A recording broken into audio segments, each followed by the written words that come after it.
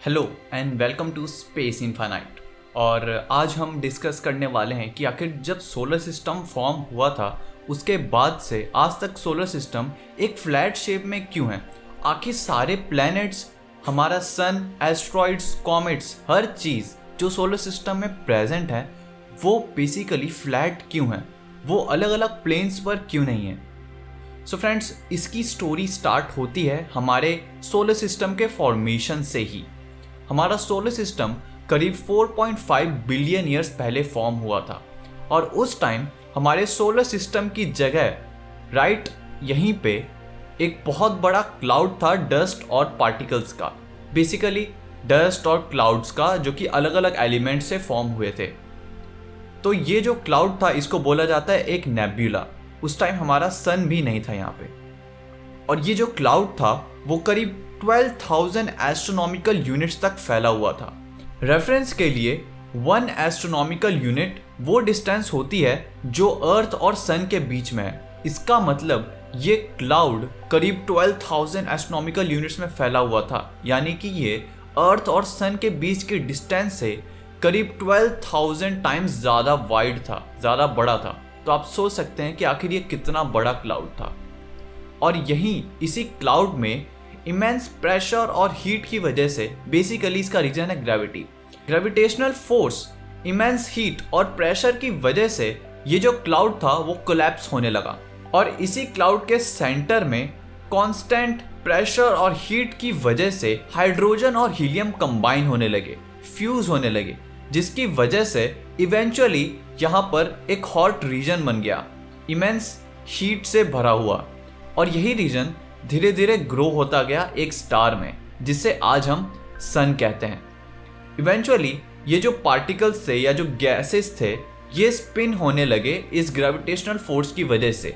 Centrifugal force और gravitational force जैसी forces की वजह से ये क्लाउड धीरे धीरे स्पिन होने लग गया और इवेंचुअली हमारा सन धीरे धीरे बड़ा होने लग गया।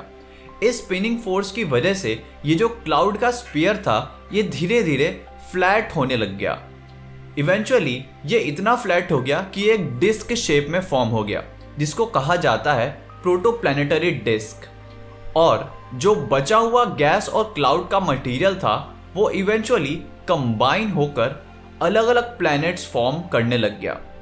ये डायरेक्टली नहीं हुआ, जो प्लैनेट्स थे उन तक पहुंचने के लिए, यानी कि उन प्लैनेट्स के फॉर्मेशन से पहले इन क्लाउड्स में जो पार्टिकल्स थे ये कंबाइन होकर पेबल्स बने, पेबल्स से ये धीरे धीरे बड़ी बड़ी चट्टानें बने जिसको हम एस्ट्रॉइड्स कहते हैं। फिर इवेंचुअली कॉमेट्स भी फॉर्म हुए, फिर इससे मून्स और फिर प्लैनेट्स भी फॉर्म हुए और ऐसा ही हमारा अर्थ भी बना। तो इवेंचुअली इसी कांस्टेंट फोर्स की वजह से, क्योंकि ये जो फॉर्मेशंस थी, ये जो प्लैनेट्स और हमारा सन बना, ये एक क्लाउड से फॉर्म हुआ जो कि स्पिन हो रहा था, जिससे इवेंचुअली प्रोटोप्लैनेटरी डिस्क बना। और वो डिस्क स्पिनिंग था जिसकी वजह से ये जो स्ट्रक्चर था, ये जो होल स्ट्रक्चर था हमारे सोलर सिस्टम का, ये फ्लैट हो गया। इसी फ्लैट स्ट्रक्चर की वजह से हमारा जो सोलर सिस्टम है वो आज भी प्लेन है, क्योंकि वही मोशन जो उतने सालों पहले, इतने बिलियंस ऑफ ईयर्स पहले जो स्टार्ट हुआ था, जो कि प्रोटोप्लैनेटरी डिस्क की रोटेशन की वजह से हुआ था, वो आज भी कंटिन्यूड है, जिसकी वजह से सब कुछ हमारे सोलर सिस्टम में एक प्लेन पर है।